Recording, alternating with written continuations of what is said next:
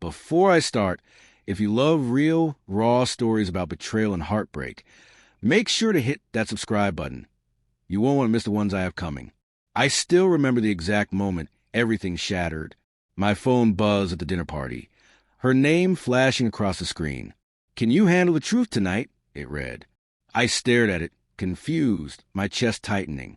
It wasn't unusual for her to text during gatherings, but there was something in that one sentence that made the air in the room suddenly heavy. At first, I brushed it off. Maybe it was work, maybe a joke, maybe me overthinking. That's what I told myself. Because what husband wants to consider that his wife might be hiding something? It started small. A missed call here, a message deleted too quickly there.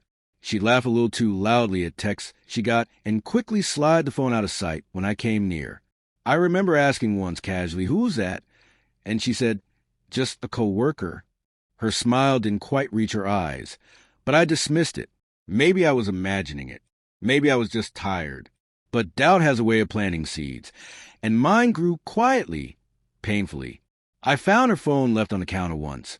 A simple mistake, but enough to see a string of messages that didn't belong to me, messages that made my stomach twist. They weren't overt at first, just little jokes, references I didn't understand. But then there were plans, names, secrets, everything that wasn't supposed to exist. I remember standing in the kitchen that night, holding her phone, trembling, not with rage, not yet, but with disbelief. My hands felt heavier than my body, my mind spinning through memories that suddenly felt like lies. The way she held my hand that morning, the laugh we shared in the car, the quiet moments on the couch. Were they real or just rehearsed? I questioned myself endlessly. Was I imagining it? Was I too sensitive? But the evidence, subtle as it was, wouldn't let me escape the truth. The night she worked late, the excuses for skipped dinners, the sudden burst of attention for herself, it all started to line up. And the hardest part? Loving her while knowing she had betrayed me. The party was supposed to be simple, just friends, food, laughter. But I couldn't sit there anymore, pretending. I excused myself, walked to the center of the room, and looked at her. Everyone paused, the chatter fading like a dimmer switch. "I know," I said, my voice shaking but clear. "I know about him. I know what you've been doing." A silence heavier than anything I'd ever felt settled in the room. I saw her take a breath, her eyes wide, the mask slipping.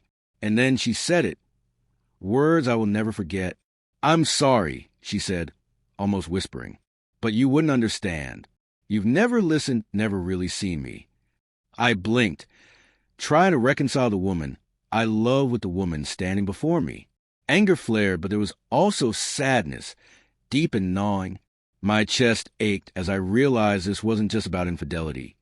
It was about the pieces of our lives we'd never truly shared, the loneliness that had crept in unnoticed. "I saw you," I whispered, more to myself than her. "Every day I saw you, and I thought we were together." Tears welled up in her eyes, a mixture of guilt and something like sorrow. She tried to explain, fumbling with words that felt both sincere and inadequate. She spoke about unmet needs, emotional distance, mistakes she couldn't undo. But the words floated in the air, failing to patch the fracture that had already split us. I realized then that forgiveness wasn't mine to give, not tonight, maybe not ever. What I could give myself was truth, acknowledgement, and the strength to walk away with my dignity intact. I turned to the guests, forcing a smile I didn't feel. "Sometimes the hardest thing isn't finding out the truth," I said, voice steady now.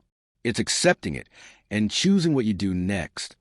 The night ended quietly after that. She didn't follow me, and I didn't look back. In the car, driving through streets lit by dim street lamps, memories flashed and stung. The betrayal didn't make me bitter. It made me human, painfully aware of the fragility of trust and the resilience it takes to reclaim yourself.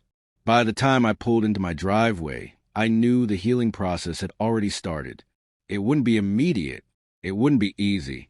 But for the first time in months, maybe years, I felt something I hadn't allowed myself to feel in a long time. Freedom. Freedom from lies, from pretending, from love that had turned toxic.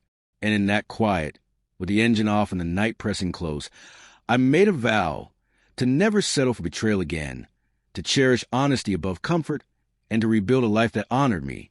Because some truths hurt, yes, but the courage to face them can save you. If you want more real stories like this, hit that subscribe button now. I promise, every story is raw, real, and unforgettable.